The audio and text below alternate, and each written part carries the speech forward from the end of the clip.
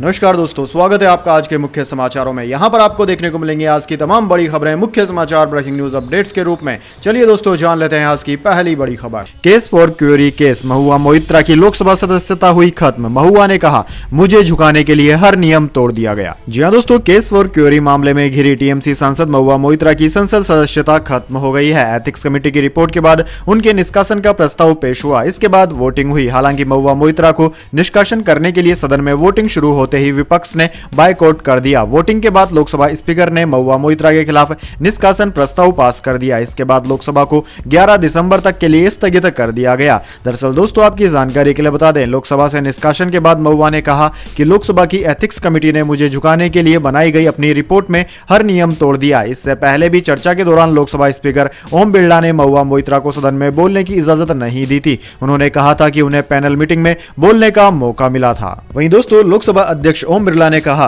कि सांसद अपने प्रश्न खुद बनाए और खुद ही सबमिट करे। कोई दूसरा आपकी जगह ऐसा नहीं कर सकता। अगर ऐसा होता है तो सदन की गरिमा बनाए रखने के लिए कुछ सख्त फैसले लेने होंगे। इसके बाद दोस्तों, अगली बड़ी खबर। कांग्रेस सांसद के ठिकानों पर आईटी की रेड, 200 करोड़ मिले। पीएम बोले, जनता से जो लूटा उसकी पाई पाई लौटानी होगी। यह मोदी की गारंटी है। जी हां दोस्तों, कांग्रेस के राज्यसभा सांसद धीरज साहू के 10 ठिकानों पर बुधवार से जारी छापेमारी में आयकर विभाग ने अब तक 200 करोड़ से अधिक कैश जब्त किया है। जब्त नोटों की संख्या इतनी ज्यादा है कि उन्हें गिनने के लिए मंगवाई गई मशीनें भी खराब हो गई। ये छापे झारखंड, ओडिशा और पश्चिम बंगाल में मारे गए थे। वहीं दोस्तों, प्रधानमंत्री मोदी ने इस छापेमारी की खबर को सोशल मीडिया पर पोस्ट करते हुए लिखा कि देशवासी इन नोटों के ढेर को देखें और फिर इनके नेताओं के ईमानदारी के भाषणों को सुने। जनता से जो लूटा है उसकी पाई पाई लौटानी पड़ेगी। यह मोदी की गारंटी है। गुरुवार से शुरू हुई नोटों की गिनती अभी भी जारी है। 157 बैगों में रुपए भरकर ट्रक से बैंक पहुंचाए गए। बैग नहीं मिलने पर नोटों के बंडलों को बोरों में भी भरकर रखा गया है।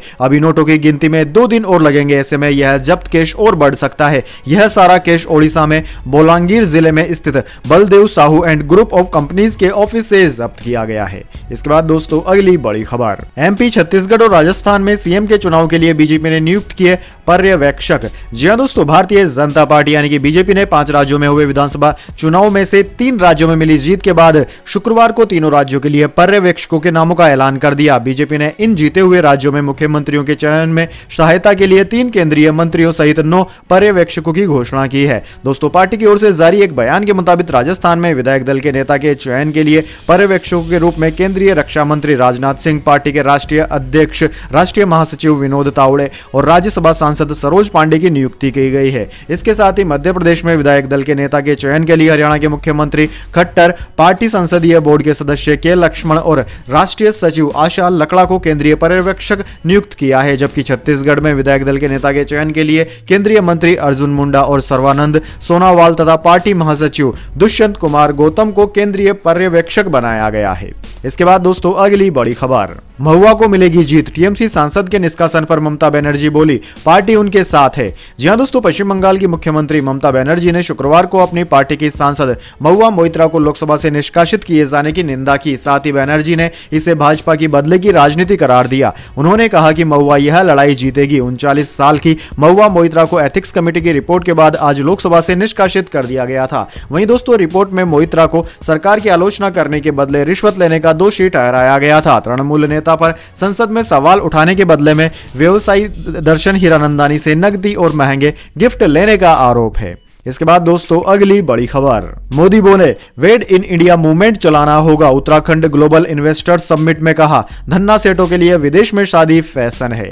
जी हां दोस्तों, विदेशों में जाकर शादी करना हमारे देश के धन्ना सेठों के लिए फैशन बन गया है। मैं देश के धन्ना सेठों को कहना चाहता हूं कि जब जोड़े ईश्वर बना रहा है तो जोड़ा अपने जीवन की यात्रा की शुरुआत उस ईश्वर के चरणों में आने की बजाय विदेश में जाकर क्यों करता है। मैं चाहता हूं कि देश के नौजवानों को मेक इन इंडिया की तरह वेड इन इंडिया मूवमेंट चलाना चाहिए। प्रधानमंत्री मोदी ने शुक्रवार को देहरादून में उत्तराखंड ग्लोबल इन्वेस्टर्स समिट 2023 के इनॉग्रेशन के मौके पर यह बात कही। यह समिट 9 दिसंबर तक चलेगी। इसके बाद दोस्तों अगली बड़ी खबर, मेरे तीसरे कार्यकाल में तीसरी सबसे बड़ी इकोनॉमी होगा भारत, पीएम मोदी ने किया ऐलान। जी हां दोस्तों, प्रधानमंत्री नरेंद्र मोदी ने कहा है कि भारत मेरे तीसरे कार्यकाल में अगले कुछ साल में दुनिया की तीसरी सबसे बड़ी अर्थव्यवस्था होगा। यह बात देहरादून में उत्तराखंड वैश्विक निवेश शिखर सम्मेलन के उद्घाटन के मौके पर उन्होंने कही। 2 दिवसीय शिखर सम्मेलन का मुख्य लक्ष्य इस पहाड़ी राज्य को एक प्रमुख निवेश गंतव्य के तौर पर पेश करना है। दोस्तों, प्रधानमंत्री ने स्थानीय उत्पादों को बढ़ावा देने और स्वयं सहायता समूहों की आय बढ़ाने के लिए ब्रांड हाउस ऑफ हिमालयाज की भी शुरुआत की।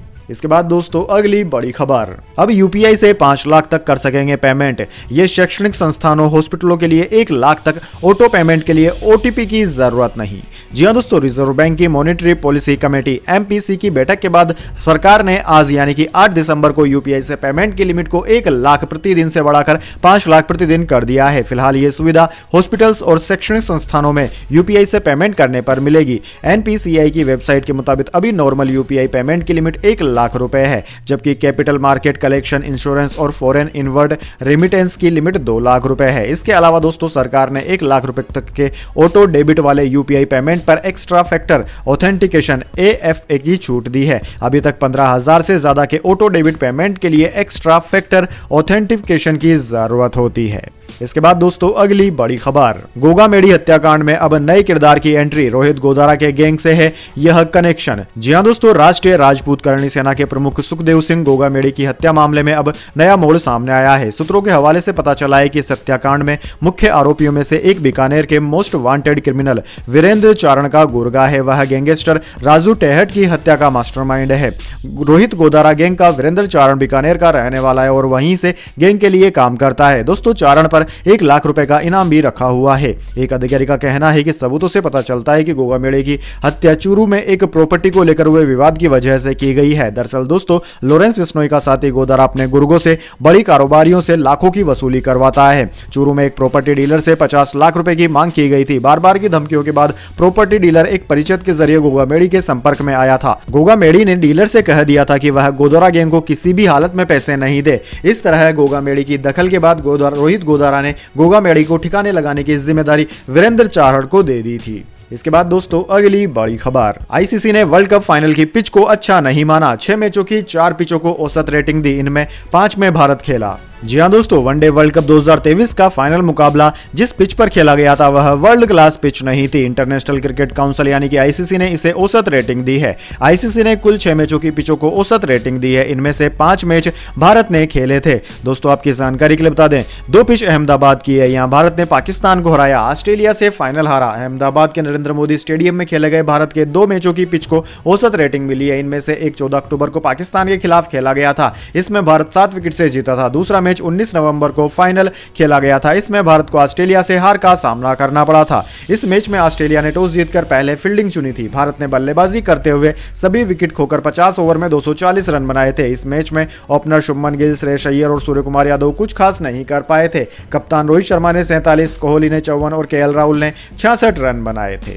इसके बाद दोस्तों अगली बड़ी खबर, आरबीआई गवर्नर के एक फैसले से मकान खरीदारों की हुई बल्ले बल्ले। रियल एस्टेट सेक्टर भी बोला हम भी देंगे सस्ता घर। जी हां दोस्तों, मकान खरीदने वाले ज्यादातर लोगों का सपना लोन के जरिए ही पूरा होता है। बैंकों की ब्याज दरें बढ़ने से लोन की ईएमआई भी बढ़ जाती है। इसका सीधा असर मकान खरीदारों पर दिखता है। अगर कर्ज सस्ता रहेगा तो लोन की किस्त भी कम आएगी और मकान खरीदारों पर ईएमआई का बोझ भी कम रहेगा। रिजर्व बैंक के गवर्नर शक्तिकांत दास ने शुक्रवार को ब्याज दरों पर बड़ा फैसला किया। इस फैसले से न सिर्फ मकान खरीदारों को राहत मिली बल्कि रियल एस्टेट सेक्टर भी झूम उठा है। दरअसल दोस्तों, आरबीआई ने इस तिमाही भी रेपो रेट को 6.5% पर स्थिर रखने का ऐलान किया है। आरबीआई के इस कदम से होम बायर्स के लिए रियल एस्टेट सेक्टर को राहत मिली है। इसके बाद दोस्तों अगली बड़ी खबर, भारत की सबसे बड़ी आईफोन फैक्ट्री लगाएगा टाटा ग्रुप।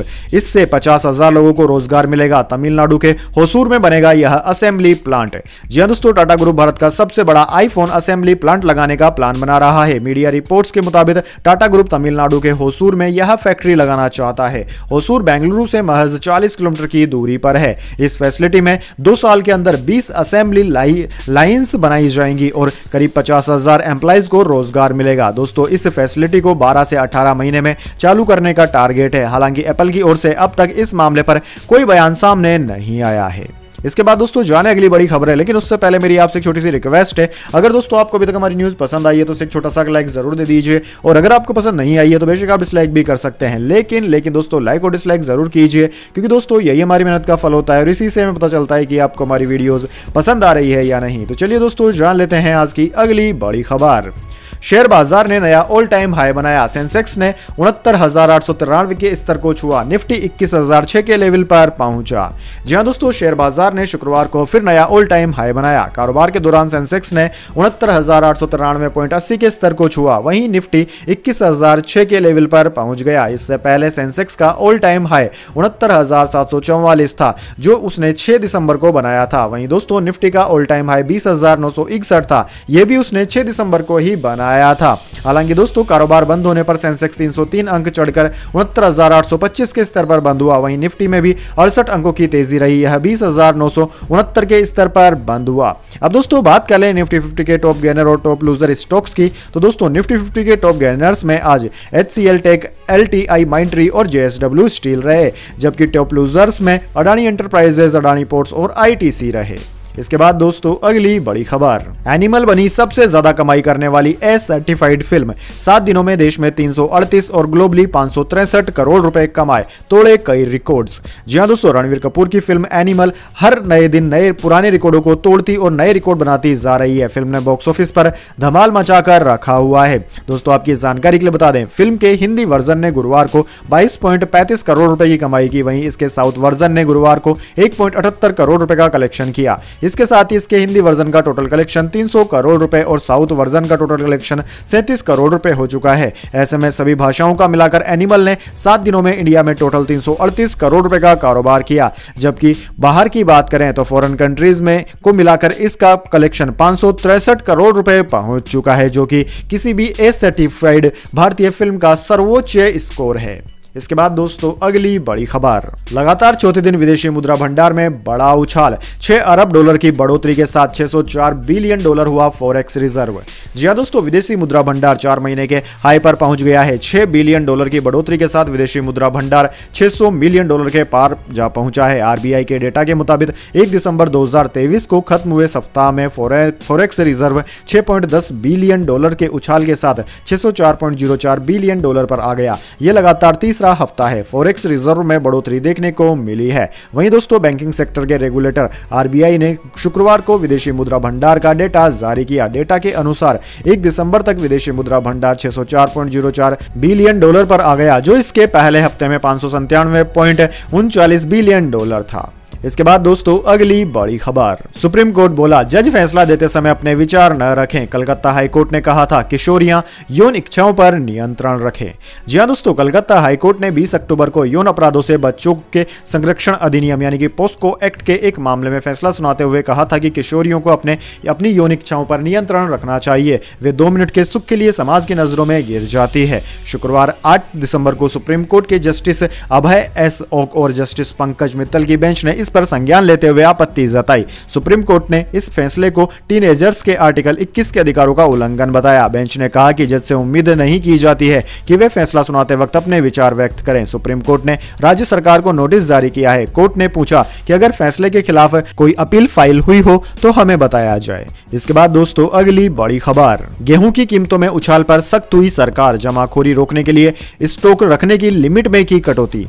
जी हां दोस्तों, देश में गेहूं और आटे की बढ़ती कीमतें थमने का नाम नहीं ले रही है। ऐसे में सरकार ने गेहूं को लेकर फिर से बड़ा फैसला लिया है। केंद्र सरकार ने सभी राज्यों और केंद्र शासित प्रदेशों के traders, wholesalers, retailers, big chain retailers और प्रोसेसर्स के लिए गेहूं के स्टॉक लिमिट की समीक्षा करते हुए इसमें कटौती करने का फैसला किया है। ट्रेडर्स, होलसेलर्स के लिए गेहूं की स्टॉक लिमिट को घटाकर 2000 टन से घटाकर 1000 टन करने का फैसला किया गया है। सरकार ने यह फैसला गेहूं की जमाखोरी और होर्डिंग रोकने के लिए किया गया है, जिससे बाजार में गेहूं की उपलब्धता बढ़ाई जा सके। उपभोक्ता मामलों और खाद्य आपूर्ति एंड पब्लिक डिस्ट्रीब्यूशन मंत्रालय ने प्रेस रिलीज जारी कर यह जानकारी दी है।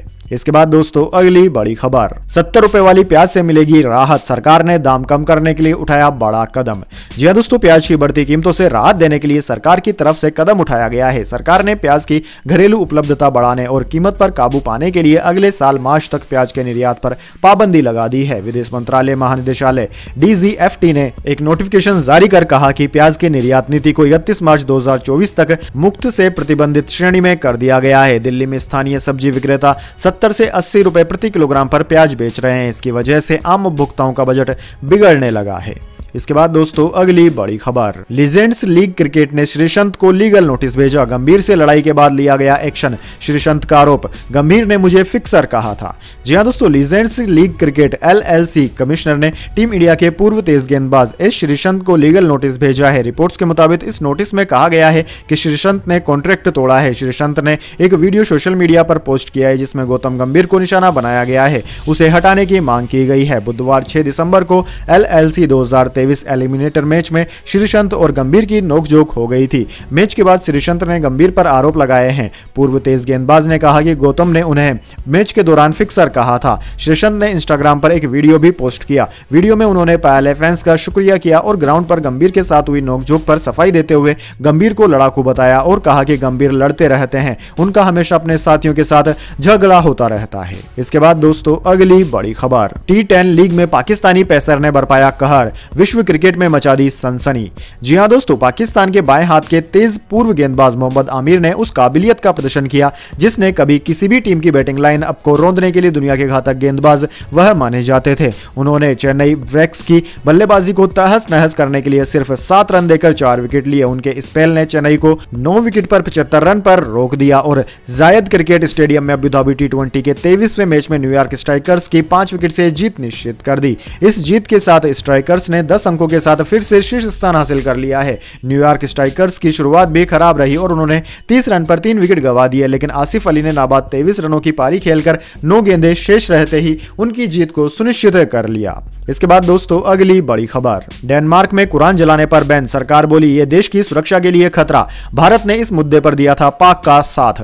जी हां दोस्तों, डेनमार्क में सार्वजनिक जगह पर कुरान जलाने पर बैन लगा दिया गया है। न्यूज एजेंसी राइटर्स के मुताबिक मुस्लिम देशों से तनाव कम करने के लिए गुरुवार को डेनमार्क की संसद ने यह फैसला लिया। न्याय मंत्री पीटर हम्बलगार्ड ने बताया कि जुलाई के बाद से ऐसे 500 से ज्यादा प्रदर्शन हुए जिनमें कुरान या झंडे जलाना शामिल था। इनकी वजह से डेनमार्क के दूसरे देशों से रिश्ते, हमारे रिश्ते, हितों और सुरक्षा को खतरा हो सकता है। संसद में 5 घंटे की बहस के बाद 179 में से 94 सांसदों के इस फैसले के पक्ष में तो वहीं 77 सांसदों ने इसके विरोध में वोट किया। सरकार ने बताया कि नए कानून में कुरान या किसी भी धार्मिक ग्रंथ को फाड़ना, जलाना और सार्वजनिक रूप से उसका अपमान करना या वायरल होने के लिए उसका वीडियो बनाना प्रतिबंधित हो गया है। डेनमार्क डेमोक्रेट्स पार्टी के लीडर इंगर स्टोसबर्ग ने कहा कि इस फैसले के लिए इतिहास में हमारी निंदा होगी। तो दोस्तों यह इतिहास की तमाम बड़ी खबरें। इसके बाद दोस्तों बारी आती है आज के माइंड क्यूज क्वेश्चन की। जी हां दोस्तों, एक आसान से सवाल का जवाब देकर आप जीत सकते हैं एक सरप्राइज गिफ्ट हमारे YouTube चैनल की ओर से। तो दोस्तों आज का सवाल आपकी स्क्रीन पर आ चुका है। भारत की सबसे लंबी नदी का नाम क्या है? जी हां दोस्तों, अगर आप जानते हैं भारत की सबसे लंबी नदी जो कि सबसे ज्यादा क्षेत्र को सिंचित करती है,